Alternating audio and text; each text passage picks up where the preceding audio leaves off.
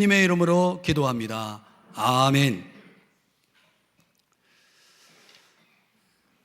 최근에 한 기독교 TV 프로그램에서 여러분이 아실지 모르겠는데 여배우 최강희라는 자매님의 간증이 있었습니다.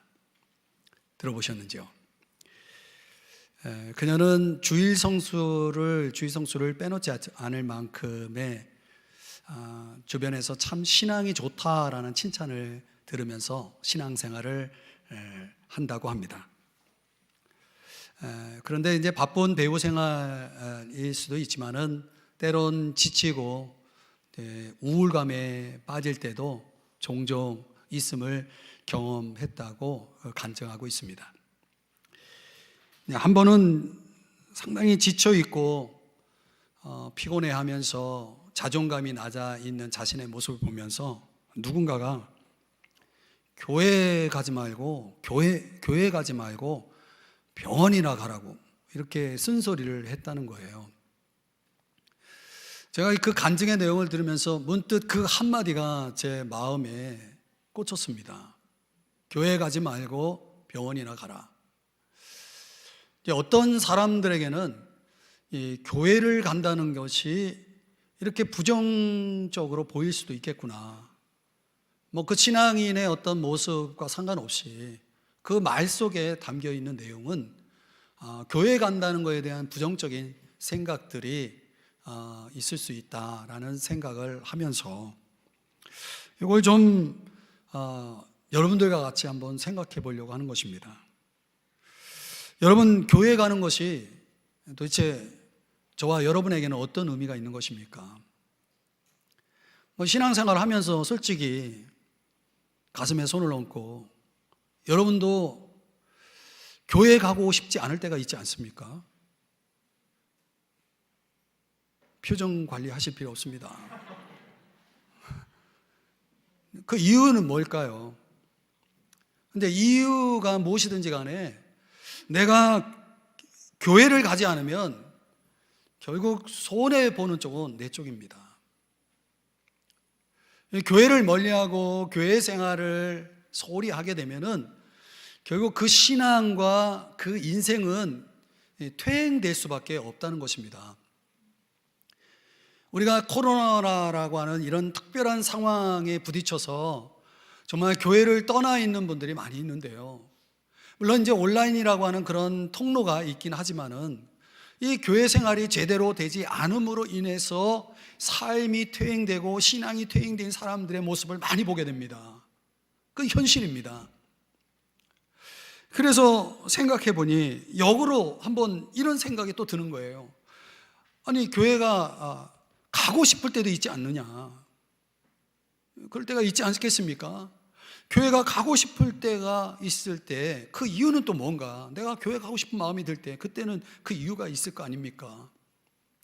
그래서 제가 요한일서로 넘어와서 1절, 2절 묵상하고 지난주 2절하고 이번 주 3절을 가지고 제가 묵상하면서 문득 딱 이 생각이 딱 드는 거예요. 교회 가고 싶은 날. 이게 이제 오늘 설교 제목이 된 거예요. 교회 가고 싶은 날. 여러분, 오늘 저와 여러분이 함께 이 본문의 말씀을 통해서 우리가 신앙생활 속에서 정말 교회 가고 싶은 날로 채워질 수 있다면 그 좋은 거 아니겠습니까? 근데 그러기 위해서는 우리에게 세 가지가 필요하다는 거예요. 그게 뭐냐? 첫 번째는 변화가 있어야 되는 겁니다. 그러니까 가만히 경험적으로 저 자신을 들여다보면 제가 교회 가고 싶다라는 생각을 언제 하게 되었냐면 주님을 만나고 제가 변화되었을 때부터 교회 가고 싶다는 생각이 들었다는 거예요. 우리가 1절 말씀에서는 태초부터 있는 생명의 말씀에 관하여는, 이거 예수님이죠. 우리 손으로 만졌다. 이건 뭡니까? 경험이거든요. 또 2절에서는 이 영원한 생명을 우리가 보았고, 이 영원한 생명도 예수님이잖아요. 그 보았다라는 게 이게 경험이거든요. 그리고 오늘 본문 3절에서는 또 이렇게 시작합니다. 우리가 보고 들은 바를, 이건 뭐예요? 경험이거든요. 계속 1절과 2절과 3절 계속 강조하는 게 뭐예요? 신앙 체험을 강조하는 거예요.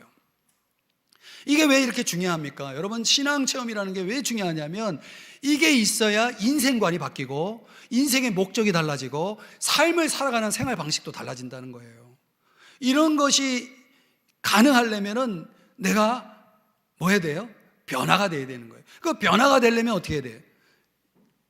보고 듣는 것이 있어야 된다는 거예요. 오늘 본문의 말씀처럼 보고 듣는 것이 있어야 되는 거예요. 그럼 무엇을 보고 듣느냐? 그건 당연히 예수 그리스도죠. 그 예수 그리스도를 넓은 의미에서는 우리가 하나님 말씀, 좁은 의미로는 복음이라고도 말할 수 있는 거예요. 그런 걸 우리가 어떻게 보고 들을 수가 있습니까? 두 가지 형태로 들을 수가 있는 거예요. 우리가 예배 시간에 설교 시간을 통해서 또는 성경 공부 시간을 통해서 우리가 말씀을 보고 들을 수 있는 거죠. 또 어떤 형태로 가능합니까? 여러분 중에 정말 신앙생활을 잘하는 사람 있잖아요. 성숙한 그리스도인이 있잖아요. 그런 사람들이 롤 모델이 돼서 나에게 내가 그 사람을 보고 들음으로 인해서 그 사람에게 내가 좋은 영향을 받을 수가 있는 거예요. 그러니까 우리는 실제로 하나님의 말씀을 통해서 보고 들을 수도 있고 좋은 신앙의 롤 모델을 통해서도 우리가 보고 들을 수 있는 거거든요. 그런 형태를 통해서 우리가 보고 들을 때에 우리에게 변화가 생기고 신앙 체험이 일어난다는 거예요. 그래서 사도행전 2장 42절에 보면 초대교회 성도들은 사도의 가르침, 오늘날로 목회자의 성경 말씀의 가르침을 통해서 보고 들었다는 거예요. 또 빌립보서의 말씀에 보면은 바울이 빌립보 교회 성도들에게 이렇게 말하는 거예요. 나를 본받으라 하면서 그리고 너희가 우리를 본받은 것처럼 그와 같이 행하는 자들, 이게 신앙의 롤 모델이죠. 그들을 어떻게 하라? 눈여겨보라 그러죠. 여러분, 내 주변에는 신앙적으로 내가 전혀 본받을 게 없는 사람도 있지만은 정말 본받고 싶은 사람들이 있거든요. 그런 신앙의 롤 모델을 뭐 해라? 눈여겨보라는 거예요. 이거 뭐예요? 보고 듣는 거죠. 그래서 이런 걸 통해서 빌립보서 4장 9절에서 말씀하는 게 뭐냐면 배우고 받고 듣고 본 바를 뭐하라? 행하라. 그냥 우리가 보고 듣는다는 것은 눈과 귀를 사용하는 행위라고 생각하겠지만 사실상 여기까지 와야 되는 거예요. 행하는 거. 그 말씀 그대로 내가 보는 대로 들은 대로 내가 그대로 실천해 보는 거죠. 그래서 누가복음 5장 5절에 뭐라고 말씀합니까? 예수님이 시몬 베드로에게 깊은 데로 가서 그물을 내려봐라 할 때 시몬 베드로가 뭐라고 대답하냐면 내가 밤새도록 고기를 잡고자 했지만 잡은 것이 없습니다. 그러나 말씀에 의지해서 제가 그대로 한번 하겠습니다 했더니 어떻게 됐어요? 그래서 예수님을 경험하고 기적을 경험했다는 거 아니겠습니까? 그럼 말씀대로 이렇게 말씀에 의지해서 그물을 내린다는 게 무슨 뜻이에요? 말씀대로 그대로 산다는 얘기거든요. 그러면 틀림없이 이 사람에게 뭐가 있어요? 체험이 있고 변화가 있고 그 기적이 일어나는 거죠. 이런 것들이 보고 듣는다는 거예요. 보고 듣는다는 것은 일종의 변화를 경험한다는 거죠.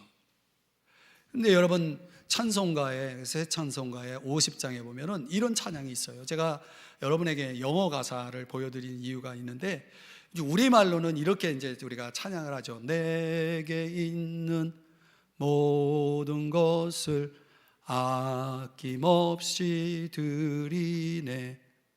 이 드린다 말이죠. 아낌없이 드린다.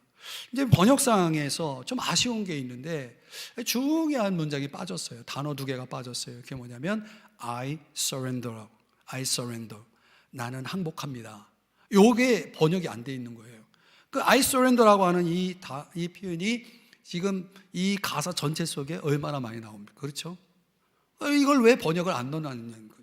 저는 이 50장의 가사 속에서 가장 중요한 게 핵심이 이거거든요. 그러니까 우리가 말씀에 의지하여 그물을 내린다. 우리가 보고 듣고 행한다. 이게 무슨 얘기냐면 쉽게 말하면 I surrender 하는 거. 하나님 앞에 내가 항복했다는 뜻이에요. 그러니까 내가 그분의 뜻대로 내가 순종하면서 따르겠다라고 하는 그런 신앙 고백이거든요. 그러니까 우리에게 그런 I surrender가 있어야 뭐가 있다? 변화가 있다? 체험이 있다는 거예요. 근데 내가 아직도 내 생각을 가지고 있고 내 주장을 가지고 있고 내 경험을 가지고 있고 그게 토대가 돼가지고 I surrender가 안 되면 평생 신앙생활 해도 체험도 없고 변화도 없는 거죠. 그러니까 우리가 신앙생활 하면서 이런 걸 알아야 돼요. I surrender가 왜 중요하냐면 이게 주님이 하시도록 하는 거거든요. 그러니까 내가 다른 사람을 주관하고 또 내 생각을 주장하고 강요하고 내가 상황을, 이 환경을 통제하려고 하다 보면은 실제로 그렇게 되지도 않지만은 내가 상처를 받고 또 상대방에 상처를 주는 거예요. 이런 모든 일들이 이 해결되려면 I surrender가 되는 게, 주님 앞에 내가 항복이 돼야 되거든요. 그래서 제가 좋아하는 말씀이 뭐냐면 시편 37편 7절이에요. 여기 보면 뭐라고 말씀합니까? 여호와 앞에 뭐하라? 잠잠하고 참고 기다려라. 이게 잘 안 되는 거예요. 그러니까 모든 걸 내려놓고 주님이 일하시게 하는 거예요. 여러분, 내가 할 일도 있어요. 그러나 내가 할 수 없는 일이 많잖아요. 그럼 내가 할 수 없는 건 주님께 맡겨야 되는데, 주님이 하실 일을 내가 하려고 하니까 내가 다치는 거예요. 남을 다치게 하는 거예요. 여러분, 모든 것을 내가 책임져야 되고 모든 걸 내가 할 필요는 없는 거예요. 주님이 하실 일을, 주님이 책임지셔야 될 일을 주님께 맡기는 것은 지혜로운 것입니다. 그러니까 우리가 신앙생활에 있어서 더 열심히 노력하는 것보다 더 중요한 게 뭐냐면 더 많이 주님을 신뢰하는 거예요. 그럼 누가 나를 비판해요? 누가 나에게 상처를 줘요? 그럼 나는 나를 보호하기 위해서 또 나도 응수를 해요. 이렇게 하다 보면 어떤 일이 벌어지냐면 결국은 두 사람이 다 망가지는 거예요. 그럼 결국은 어떻게 해야 되느냐? 참아야 되는 거예요. 기다려야 되는 거예요. 내가 할 수 없다면 그건 맡겨야 되는 거예요. 주님께 맡기면 주님이 일하시도록 하는 거예요. 그래서 구세군의 창시자 윌리엄 부스가 이런 말을 했어요. 인간의 능력이 어느 정도 위대한지는 그가 얼마나 주님께 삶을 드렸는지로 설명된다. 아주 기가 막힌 말이죠. 그러니까 내 인생을 통해 나타나는 능력이라는 것은 내가 주님께 얼마나 내 인생을 서렌더하고 그분께 나를 맡겼느냐가 결정한다는 거죠. 우리가 뭐 보고 들었다라고 하는 것은 단순한 어떤 그런 감각을 사용하는 것이 아니라 내 인생 삶의 전체를 서렌더해서 주님 앞에 맡기면서 따르면서 산다는 건데, 결국은 그런 말씀대로 내가 따라가면 내게 어떤 일이 일어난다? 체험이 생기고 또 변화가 일어난다는 거예요. 그게 성경을 주신 목적이거든요. 디모데후서 3장 15절이야 17절의 말씀에 보면은 성경은 어떤 유익이 있냐면 우리를 구원에 이르는 지혜를 얻게 하고, 내가 어떻게 하면 구원을 받을 수 있는지 지혜를 줘요. 또 모든 성경은 교훈과 책망과 바르게 함과 의로 교육하기에 유익해요. 이 결과로 나에게 어떤 일이 벌어지냐면 내가 하나님의 사람으로 온전해지는 거예요. 내가 하나님이 기뻐하실 만한, 내 인격이 하나님이 기뻐하실 만한 사람으로 온전해진다, 변화된다는 거죠. 또 모든 선을 행할 수 있는 능력을 갖추게 한다. 능력이라는 게 뭡니까? 행할 수 있는 게 능력이죠. 그런데 어떤 걸 행하여? 하나님이 기뻐하시는 것을 행할 수 있는 능력을 갖게 하는 그런 변화들이, 그런 체험들이 우리 속에 일어난다. 뭐 때문에? 말씀대로 내가 가면, 말씀대로 따르면 그렇게 된다는 거예요. 그 배우 최강희, 우리 교회에 비슷한 이름을 가진 분이 있어서 제가 발음을 정확하게 해요. 최강희 이 자매님의 간증을 조금 더 부연하면, 어느 순간 자신이 이제 가만히 생각해 보니까 교회는 열심히 다니는데 하나님의 말씀을 제대로 듣지 않았다는 것을 제가 깨달은 거예요. 그런 분이 있죠. 교회는 열심히 다니는데 하나님 말씀 시간에 말씀을 안 들어. 찔리시는 분 있죠. 말씀 시간에 말씀을 안 들으면 그거 뭐 소용없는 거죠. 근데 자신이 이제 그걸 깨닫고, 주님, 제가 잘못했습니다. 저는 죄인입니다. 하고 진지하게 주님께 기도를 했는데, 그 순간 자기 마음 문 밖에 있던 주님이 자기 마음속에 들어오시는 걸 경험했다는 거예요. 이게 구원 체험이거든요. 구원 체험을 한 거예요. 그리고 자신의 삶을 좀 다시 돌아봐야 되겠다는 생각을 해서 잠시 연기 생활을 멈추고 그걸 내려놓고 아프리카 단기 선교를 갔다 오고, 그리고 조용히 이제 동료 배우들을 섬기는 일을 하면서 시간을 보낸 거예요. 그러면서 자기도 모르는 사이에 자기 안에 일어난 변화를 느낀 게 뭐냐면, 전에는 자신이 교회를 인공호흡으로 교회 생활을 한 거예요. 인공호흡이 뭡니까? 내가 호흡하는 게 아니라 뭐 어떤 기계에 의해서 내가 호흡을 하는 거잖아요. 교회를 그런 식으로 다녔다는 거예요. 그런데 지금은 자가 호흡을 할 수 있는 신앙생활을 하고 있다는 거예요. 이거 참 기가 막힌 얘기거든요, 비유가. 이 교회를 인공호흡 하듯이 다니는 분이 있어요. 그러니까 스스로는 아무것도 하지 못하는 거, 이게 문제인 거죠. 그 자가호흡을 한다는 건 스스로 살아갈 수 있는 힘을 가지고 있다는 거잖아요. 이런 것들이 신앙생활에서 주어진 거예요. 그 가장 큰 변화 중에 하나가 뭔가 했더니 그 자매님의 간증이 이겁니다. 자기가 자기 자신에 대해서 그렇게 자신이 없어져 있대요. 그런데 주님의 시각으로 자기 자신을 볼 수 있는 그런 능력이 생겼다, 그런 법을 알았다, 이렇게 간증을 하는 겁니다. 성숙한 그런 변화가 그 자매님에게 일어났다는 것이죠. 사랑하는 여러분, 우리가 말씀을 보고 듣는다는 것이요, 이게 어마어마한 일입니다. 우리가 이걸 정말 제대로만 하면은 변화를 경험할 수 있는 거예요. 그렇게 내가 변화돼 봐요. 여러분, 교회 가는 게 즐거울 수밖에 없는 거예요. 교회를 가고 싶어 할 수밖에 없는 거예요. 내가 변화가 안 되니까 교회 가는 게 아주 굉장히 죽을 맛이죠. 여러분 중에 그런 분이 계시면 좀 잘 생각해 보세요. 내가 말씀대로 여러분의 생각을 다 서렌더 주님 앞에 하고 그런 거를 다 내려놓고 정말 말씀대로 한번 따라서 한번 해보시라니까요. 그러면 여러분들에게 이 놀라운 변화와 함께 교회 생활이, 교회 가는 것이 항상 즐거운 그런 신앙생활을 할 수 있게 되는 것입니다. 여러분 모두가 그렇게 되기를 축복합니다. 두 번째로 이게 있어야 되는 거예요. 관계가 좋아야 되는 거예요. 자, 여러분, 제가 경험적으로 정말 교회에 가고 싶을 때가 언제였는가 보니까 다른 성도 간의 관계가 좋을 때였다는 거예요. 기독교 저술가, 유명한 필립 얀시라고 하는 저술가가 있는데 그가 이런 말을 했어요. 기독교는 내향성만을 추구하는 종교가 아니고 전적으로 공동체라는 기반 위에 서 있는 것이다. 정말 너무너무 귀한 정의예요. 이 기독교는 말하자면 내향성, 그러니까 하나님과 나와의 사이에서 벌어지는 것으로 충족될 수 없다는 거죠. 예를 들면은 내가 정말 교회 가고 싶고 교회를 또 가야만 하고 또 교회 가면 무엇보다도 뭐가 있어요? 말씀이 있는 거예요. 말씀이 너무 좋아. 제가 제 얘기를 할 수 없지만 하여튼 말씀이 너무 좋아. 그리고 그냥 말씀을 듣고 말씀을 배우는 것이 이렇게 행복할 수가 없어. 그래서 말씀의 은혜를 받고 내가 변화도 되고 내 인생의 문제도 해결하고 저 너무 좋아. 그것만으로 여러분을 교회 가고 싶도록 만드는 것이 충족될 수 없다는 거예요. 왜냐하면 교회 가면 말씀만 있는 게 아니라 인간들도 있거든요.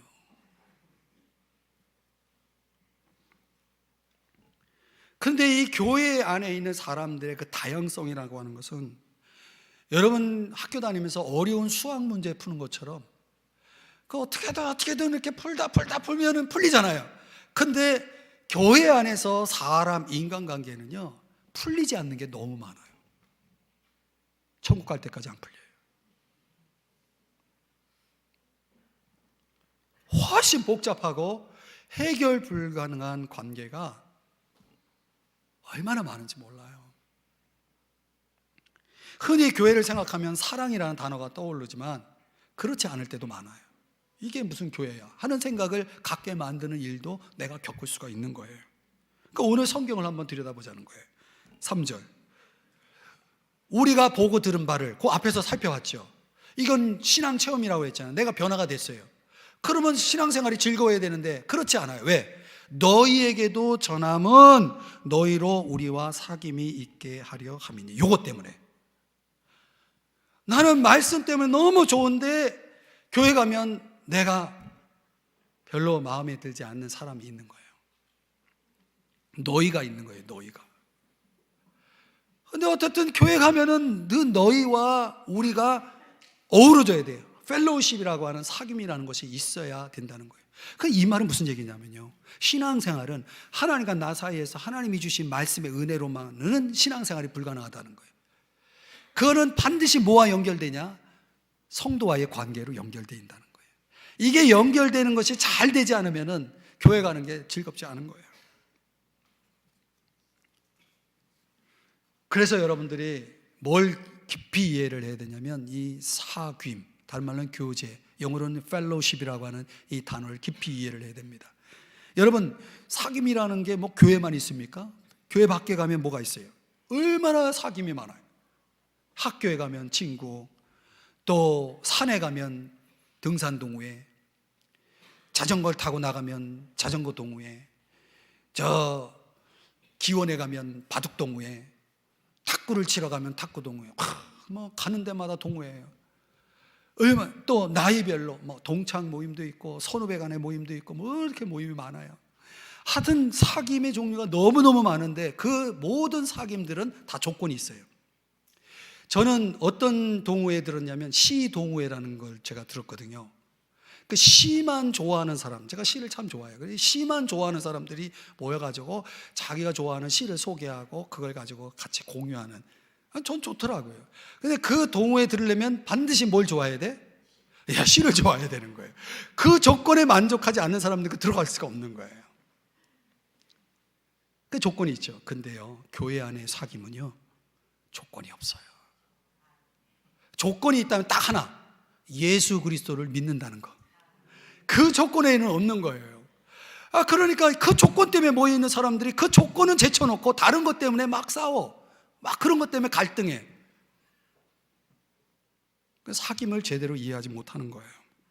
왜 조건 없는 사귐이 이렇게 중요하냐면 성경적으로는 두 가지 때문에요. 하나는 그 사람이 하나님의 형상으로 지음을 받았기 때문에 여기에는 예외가 없어요. 두 번째, 예수 그리스도께서 십자가에서 죽기까지 사랑하셨기 때문에 여기도 예외가 없어요. 그러니까 하나님의 형상을 가지고 있고 예수님이 십자가에 죽기까지 사랑한 존재이기 때문에 얼마나 귀해, 이 존재가. 그러니까 존재적으로 어떤 조건도 없이 이 전제적으로 우리는 사귐에 들어갈 수가 있는 거예요. 그럼 여러분, 우리가 똑같이 하나님을 아버지로 믿는 사람들 아닙니까? 그렇죠? 그러면 아버지가 같아요. 그러면 그 사람들은 뭐가 되는 거예요? 아버지가 같으면 뭐가 되는 거예요? 잘하시네. 형제 자매가 되잖아요. 그러면 여러분, 피를 나는 혈육들은 형제 자매면 어때요? 다 알아요, 서로. 너무 모르는 게 없어. 형제 자매끼리. 저희도 오남매인데 모르는 게 없어. 뭐 모르는 게 있어도 결국은 알아내. 다 알 수 있어요. 그런데 하나님을 아버지로 모신 형제 자매들은 아는 게 하나도 없어. 서로에 대해서. 옆을 봐요. 옆에 있는 사람 이름 알아요, 몰라요? 몰라요. 어디 사는지 알아요, 몰라요? 아는 게 뭐가 있어요? 없어요. 그 무슨 형제 자매야? 그 형제 자매가 되려면 어떻게 해야 돼요? 의도적으로 다가가야 되는 거예요. 의도적으로 다가가면 첫째는 관심이 생겨요. 둘째는 행동을 읽을 수가 있어요. 셋째는 기도도 할 수 있어요. 넷째는 그 사람의 필요도 도울 수 있어요. 그러면서 형제 자매라는 이런 관계를 우리가 배워가는 거예요. 그런데 문제는 가까이 가면 갈수록 너무 먼 당신이 되는 거예요. 아니, 멀리서 볼 때는 참 멋있었는데 가까이서 경험해 보니까 영 아니에요. 영 아니야. 그러니까 그 차이를 보면서 사람이 뭘 해요? 갈등을 하는 거예요. 그럼 그 갈등을 하면서 교회 가기 싫은 거예요. 말씀도 좋고 하나님도 내가 예배를 해야 되고 다 좋은데 뭐 때문에? 그 인간 때문에. 근데 우리가 사실 신앙생활이라는 게 즐겁게 되어야 되는데 그 즐겁지 않은 이유가 그런 갈등에서 비롯되는 경우가 상당히 많다는 거예요. 여러분 다 공감하시죠? 근데요, 갈등이라는 걸 가만히 생각해 보면 어디서 비롯되냐면 나를 먼저 생각하기 때문에 비롯되는 거예요. 결국 내 생각이 앞서면 갈등이 되는 거예요. 내 생각은 이런데 저 사람은 내 생각과 다른 거예요. 그러면 갈등이 되는 거죠. 그런데 여러분 주변에 여러분이 갈등하게 만드는 사람들이 있잖아요. 그 사람들이 어떤 사람들이냐면 여러분을 새롭게 하기 위해서 하나님이 쓰시는 재료예요. 나를 새롭게 만들기 위해서 하나님이 쓰시는 재료가 뭐냐면 내 주변에 나를 힘들게 하는 사람들이에요. 그 사람 때문에 내가 기도하게 되고, 그 사람 때문에 내가 겸손을 배우고, 그 사람 때문에 내가 순종을 배우고, 그 사람 때문에 내가 더 하나님 앞에서 더 훈련되고, 이렇게 되는 거죠. 그럼 우리가 조금 더 생각을 돌리면, 다른 사람들을 먼저 생각하게 되면 조금씩 내 마음의 짐도 덜어지면서 우리가 갈등도 풀어갈 수 있거든요. 전도자 가운데 루이스 팔라우라고 하는 유명한 사람이 교회를 흙에 비유해 가지고 교회는 걸음이다 이런 말을 했어요. 무슨 말인가 했더니 걸음은 한 군데 이렇게 모아놓잖아요. 그러면 그 악취가 얼마나 심한지요. 제가 삼송리에 10몇 년 전에 이사 왔을 때 창문을 열 수가 없었어요. 옛날 그 삼송리는요, 밭이 주변에 많아가지고 냄새가 그렇게 나는 거예요. 그리고 어떤 밭은 거름을 또 모아놔가지고 더 냄새가 나는 거예요. 교회는 그런 곳이라는 거예요. 그런데 그 거름을요, 땅에 흩뿌리면 그 땅이 비옥해지면서 아주 풍성한 결실을, 비옥한 땅이 되면서 풍성한 결실을 맺는다는 거예요. 교회를 그렇게 설명하는 거예요. 야, 기가 막히죠.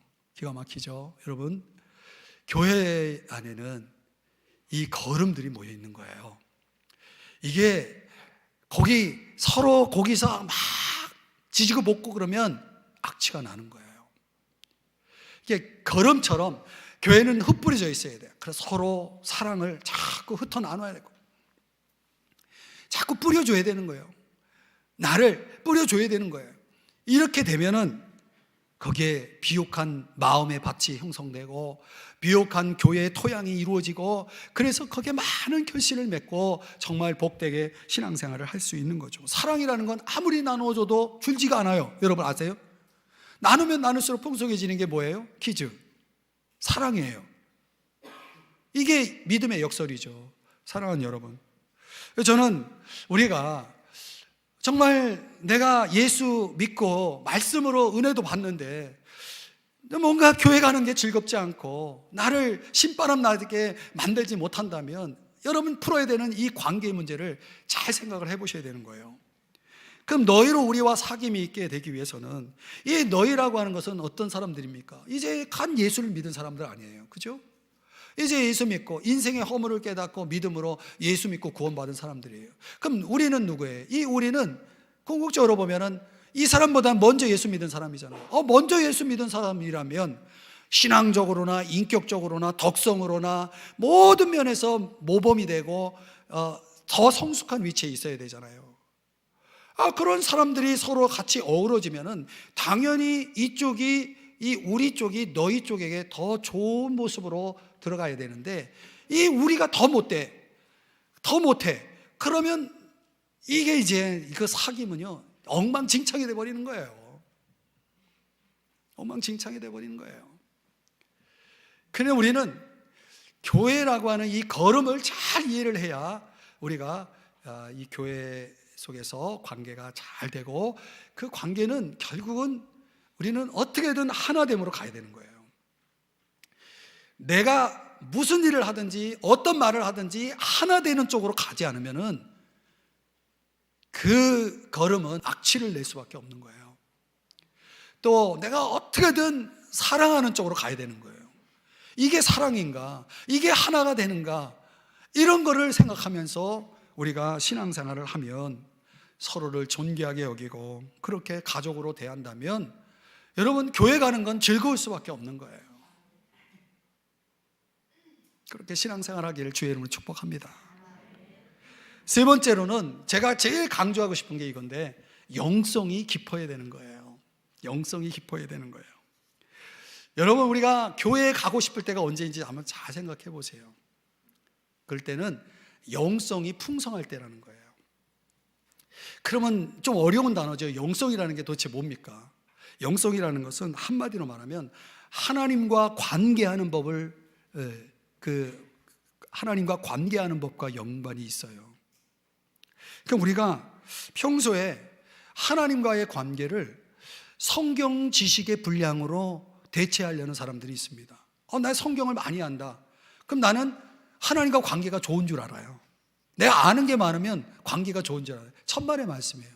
여러분 인간관계도 내가 그 사람에 대한 지식을 많이 가지고 있어도 관계가 좋지 않을 수 있죠. 지식과 관계는 사실은 무관합니다. 그럼 우리가 생각해 볼 때 하나님과의 관계가 좋지가 않아. 그러면 틀림없이 이 사람은 교회 가고 싶은 마음이 없습니다. 신앙생활이 무의미해요. 이게 얼마나 중요한 얘기인지 여러분 아셔야 됩니다. 그러니까 많은 신앙인들이 고민을 해요. 어떤 고민을 하는지 제가 여러분 마음속으로 들어가 보지 않았지만 여러분 틀림없이 이 고민을 하는 분이 있어요. 어떤 고민을 하느냐? 나는 정말 살아계신 하나님과 좀 더 깊은 관계를 갖고 싶다. 내 삶 속에, 내 신앙 속에 하나님이 역사하시는 그 손길을 내가 정말 느끼고 싶다. 이런 고민을 하면서 신앙생활하는 사람이 의외로 많다는 거예요. 여러분 표정 관리할 필요 없어요. 여러분 그런 고민하면서 신앙생활 하신 분 분명히 있습니다. 그러니까 나는 교회는 열심히 나오고 있는데 하나님이라는 존재를 도대체가 모르겠다는 거예요. 하나님이 느껴지질 않는 거예요. 이 세상에 이렇게 불쌍한 사람들이 어디 있습니까? 교회를 나오는데 하나님을 몰라요.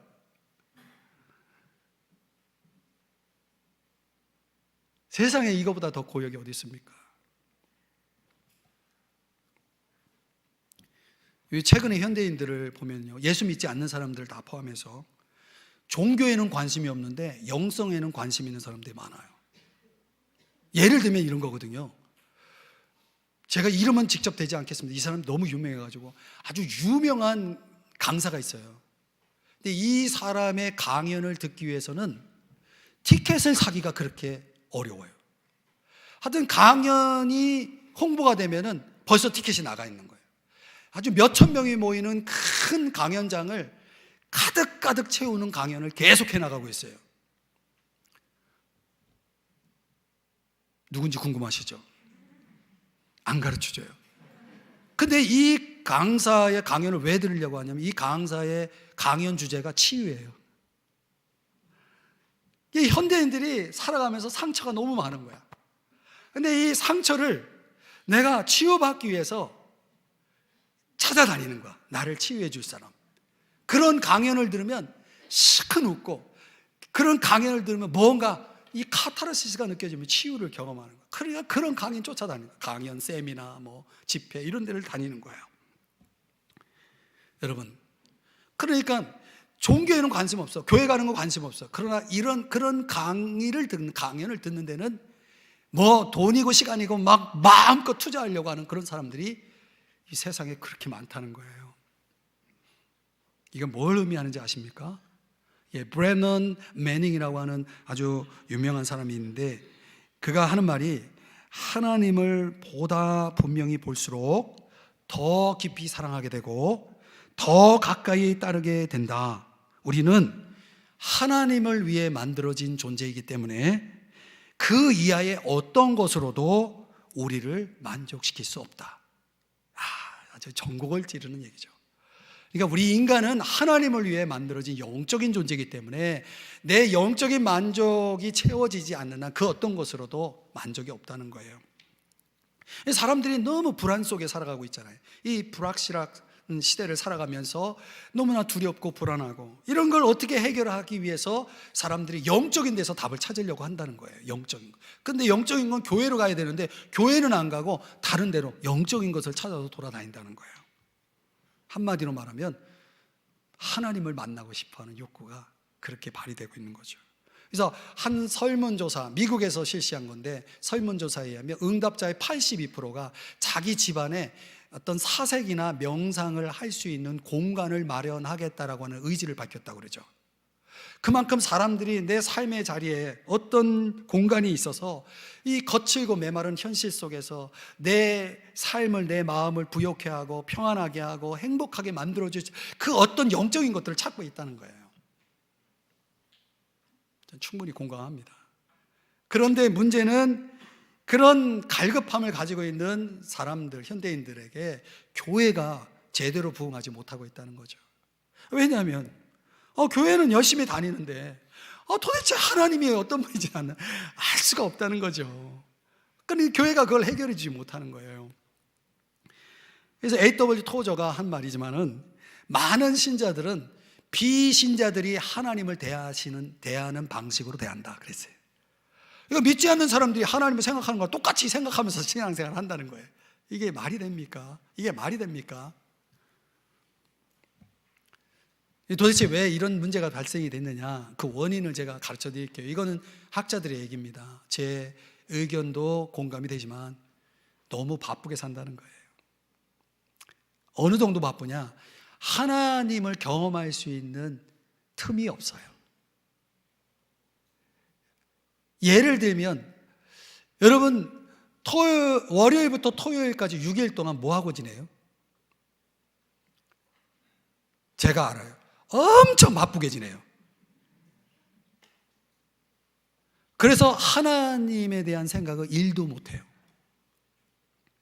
그리고 주일날 예배를 드리러 왔어요. 1시간 예배를 드려요. 그때 하나님을 생각하려니까 낯설지 않아요?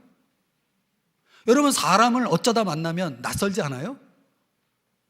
하나님을 느낄 수가 없는 거예요. 여러분, 솔직히 일주일 내내 하나님 생각 1도 없다가 와가지고 하나님 말씀 듣는다고 해보면 하나님이 느껴지겠습니까? 하나님을 경험할 틈이 없는 거예요. 그 바쁨 속에는 교회 일도 포함돼요. 어느 교회는 월요일부터 토요일까지 매일 교회를 출근해야 돼. 교회에 그렇게 모임이 많아, 프로그램이 많아. 거기에다가 주일날은 또 가야 돼. 그러니까 일주일 내내 교회에서 산다는 말을 들어. 이런 교회가 한국 교회에 많습니다. 여러분은 정말 행복한 분들입니다. 우리 교회는 뭐가 없어요. 행사가 없어요. 얼마나 조용한지 몰라. 여러분에게 기회를 드리는 거거든요. 브래넌 매닝, 아까 소개한 그분이 이런 말을 했어요. 영적인 사람이 되려면 언제 어디서나 이웃을 섬길 뿐 아니라 성령 하나님께서 우리의 몸과 영혼의 재충전을 할 수 있도록 쉬어야 할 때를 아는 능력을 포함한다 그랬어요. 야, 이거 아주 기가 막힌 말을 했죠. 그러니까 쉬어야 할 때, 즉 하나님과 나와의 시간을 가져야 할 때를 갖지 못하는 그런 시간을 갖는 능력을 잃고 살아가면은 틀림없이 이 사람은 교회 생활의 위기를 직면할 수밖에 없게 된다는 거죠. 그러니까 살아계시고 인격적인 그 주님과 내 인격이 만나고 교통할 수 있는 그런 틈을 만들어내는 것은 여러분 이거밖에 없어요. 예수님을 가장 좋은 친구로 만드는 거예요. 여러분이 친구와 우정을 나눈다고 했을 때 자주 만나는 친구, 매일 만나는 친구, 어쩌다 만나는 친구, 아예 만나지 않는 친구가 있다고 생각해 보세요. 누구와 가장 우정이 깊어지겠어요? 물으면 잔소리죠. 여러분, 하나님을 어쩌다 만나는데 그분과 우정이 있겠습니까? 그분을 알겠습니까? 불가능해요. 여러분이 만약 하나님과 매일 만나고 매일 함께한다, 그러면 그분과의 우정은 깊어질 수가 없어요. 이건 다른 말로 영성이 깊어진다는 말을 하는 거죠. 그래서 오늘 보면 3절 후반부에서 이게 나오는 거예요. 우리의 사귐은, 앞에서 말한 너희와 우리의 사귐도 있지만 실제적으로 우리의 사귐은 아버지와 그의 아들 예수 그리스도와 더불어 누림이라. 이 사귐은 누림인 거예요. 그러니까 직접적으로 하나님과의 관계를 가꾸어 나가는, 발전시켜 나가는, 더 깊게 만들어가는 그런 영성적인 신앙생활을 하지 않는 사람들은 교회 생활에 위기가 오고 교회 가는 게 죽을 맛이 될 수밖에 없는 거죠.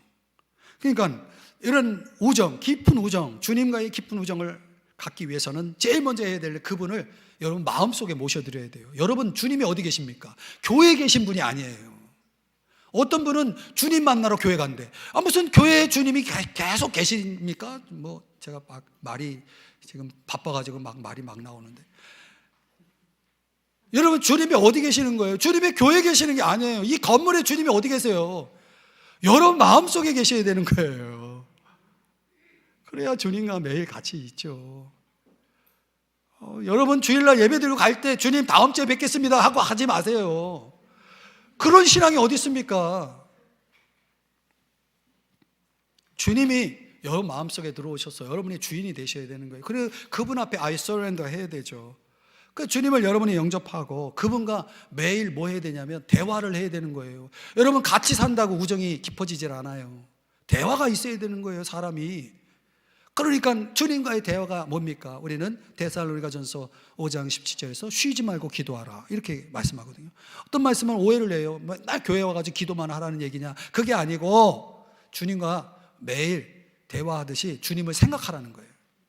주님을 1도 생각 안 하는 사람이 어쩌다 주님 생각해봐요. 가슴이 찡해질걸? 여러분이 주님을 생각하기가 힘들면 여러분이 약 먹기 위해서 알람을 맞춰놓잖아요. 자꾸 까먹으니까. 그런 것처럼 알람을 좀 활용하세요. 주님 생각하는 알람. 여러분이 가능한 시간대에 그런 식으로 자꾸 하나님을 생각하도록 해야 돼. 자꾸 하나님을 생각하는 사람은 우정도 깊어지고 영성도 깊어지는 거예요. 짧은 시간이라도 화장실에 가서라도 잠깐이라도 하나님께 기도하고, 그러면서 내가 자꾸 뭘 느껴야 되냐면 하나님이 나와 함께 계시다는 의식을 자꾸 가져야 돼. 이런 걸 좀 어려운 말로 하나님 임재의식이라고 그러거든요. 여러분이 하나님이 함께하고 있다는 걸 느끼면서 생활을 합니까? 하나님이 어디 있어요? 지금 바빠 죽겠는데. 이렇게 되니까 영성이 없는 거예요. 이렇게 되니까 교회 생활도 힘든 거예요. 그러니까 하나님 쉬지 말고 기도하라. 이건 마치 호흡처럼 우리가 하나님 늘 생각하는 거예요. 하나님 생각하면서 얼마든지 여러분이 하고 있는 일들을 다 할 수 있거든요. 공부도 할 수 있거든요. 수업도 들을 수 있거든요. 사업도 할 수 있거든요. 다 할 수 있어요. 그리고 사무엘상 3장 2절에서는 말씀으로 자기를 나타내신다고 그랬거든요. 그런데 우리가 예수님과의 우정을 깊게 하기 위해서, 영성을 깊게 하기 위해서는 말씀이 늘 있어야 되거든요. 그럼 말씀이 1도 생각이 안 나는 사람 많아요. 뭔 얘기했지? 지금까지 무슨 얘기했지? 듣는 대로 빠져나가는 사람도, 그냥 이쪽으로 들어오면 이쪽으로 나가는, 그런 분들은 이게 어려운 거예요. 그럼 여러분 뭐 하루 종일 성경 앞에 있어야 됩니까? 그런 시간이 어디 있어요? 그럴 수 없죠. 그러니까 어떻게 해야 되냐면, 여러분들이 설교를 들을 때나 또 뭐 방송을 들을 때나 아니면 우리 교회 설교 말씀 유튜브로 동영상을 듣거나 또 개인적으로 성경을 읽거나 아니면 날마다 주께로 묵상을 하거나, 그 말씀 속에서 딱 하나라도 그 말씀을 계속 반복적으로 리피트하는 거예요. 생각하는 거예요. 반복해서. 그럴 때 어떤 일이 벌어지냐면, 여러분 문제를 계속 생각하면 그게 뭐가 돼요? 염려가 돼요. 그렇죠? 말씀을 계속 생각하면 이게 뭐가 돼요? 묵상이 돼요. 그럼 염려를 없애는 방법이 뭐냐? 문제를 바꾸어서 말씀을 계속 생각을 하는 거야. 그러면서 얼마든지 여러분의 일상을 보낼 수 있거든요. 그러면 여러분들이 어떻게 되냐면 주님과 가까워져요. 우정이 생겨요. 영성이 깊어져요. 시편 77편 12절에 그렇게 말씀하잖아요. 주의 모든 일을 작은 소리로 읊조린다. 이게 묵상이거든요. 반복해서 생각한다는 거거든요. 저기 나만 듣게 이렇게 생각하는 거예요. 저도 늘 여러분들 이어폰 끼고 누구랑 통화할 때 혼자 중얼거리잖아요. 그럼 저는 예전에 미친 사람인 줄 알았어요. 그래서 누구랑 대화하고 있는 거예요. 그러면 우리도 이어폰 꽂고 주님과 대화할 수 있잖아요. 주님, 오늘 기분이 참 좋습니다. 오늘 참 날이 좋네요. 우리가 일상을 나누면서 이렇게 대화할 수 있는 거죠. 또 무슨 행동이나 말을 할 때 주님께 순종하는 것을 선택해야 됩니다. 그래서 요한복음 15장 14절에 보면은 내가 명하는 대로 행하면 곧 나의 친구다 이렇게 말하고 있거든요. 이게 무슨 얘기냐? 그러니까 모든 경우를 주님께 순종하는 기회로 삼는 거예요. 그러니까 생각을 하고 또 어떤 판단을 내리고 결정을 할 때 정말 이게 주님이 기뻐하시냐, 정말 이것이 주님이 기뻐하시냐, 이걸 물어보라는 거죠. 주님, 제가 이렇게 하면 주님 기뻐하십니까? 물어보고 그걸 주님이 원하시는 쪽으로 항상 그런 쪽으로 가다 보면은 여러분들은 이제 영성도 깊어지고 그리고 항상 교회 가고 싶은 열망으로 가득해질 수 있게 된다는 거죠. 이제 말씀을 적용해 보겠습니다. 제가 좋아하는 시인 나태주 시인의 행복이라는 제목의 시가 있는데, 저녁 때 돌아갈 집이 있다는 것, 이게 행복이래요. 힘들 때 마음속으로 생각할 사람이 있다는 것, 이게 행복이래요. 외로울 때 혼자서 부를 노래가 있다는 것, 이게 행복이래요. 제가 오늘 말씀을 가지고 이 시를 좀 편시를 좀 해봤어요. 바꿨어요. 우리의 행복, 언제라도 달려갈 내 영혼의 안식처인 교회가 있다는 것, 힘들 때 마음 터놓고 교제할 진실하고도 성실한 성도가 있다는 것. 외로울 때 혼자서도 결단코 외롭지 않을 나의 가장 좋은 친구 예수님과 함께 대화할 영성이 있다는 것. 저는 이것이 우리가 누려야 할 행복이 아닌가라는 생각을 해보았습니다. 이런 행복을 누릴 수 있기를 축복합니다. 그러기 위해서는 우리가 하나님의 말씀을 보고 들음으로 자꾸 변화를 받아야 돼요. 내가 말씀을 따라갈수록 변화는 더 많이 이루어지죠. 그 변화를 받아야 됩니다.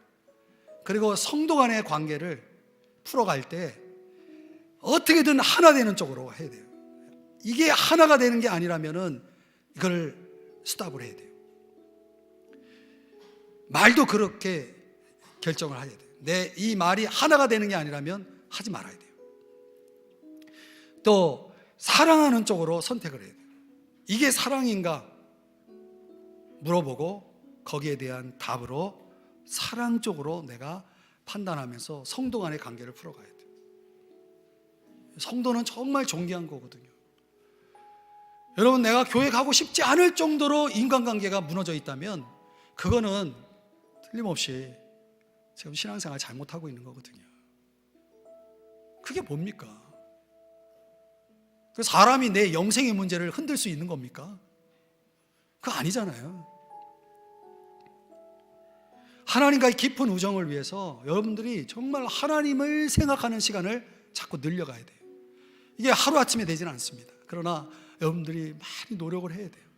그러니까 생각하는 만큼 우정은 깊고 우정이 깊을수록 영성은 깊어지는 거죠.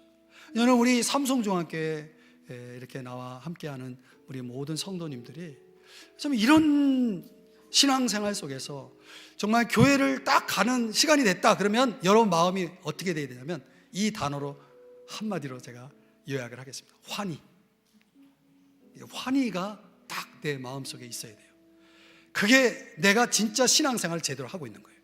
그게 정말 성경적으로 신앙생활하는 거. 그게 정말 내 영혼이 잘 되는 것이고 그게 정말 내 가정과 교회가 잘 되는 것이라는 것을 잊지 마시고 여러분들이 오늘 이 말씀을 정말 깊이 있게 마음에 새기시고 적용하시기를 주의 이름으로 축복합니다. 기도하겠습니다. 사랑하시는 주님, 오늘 이 시간 주의 말씀을 듣고 많은 생각을 합니다. 주님께서 우리들로 하여금 교회 가는 것이 즐겁고 환희가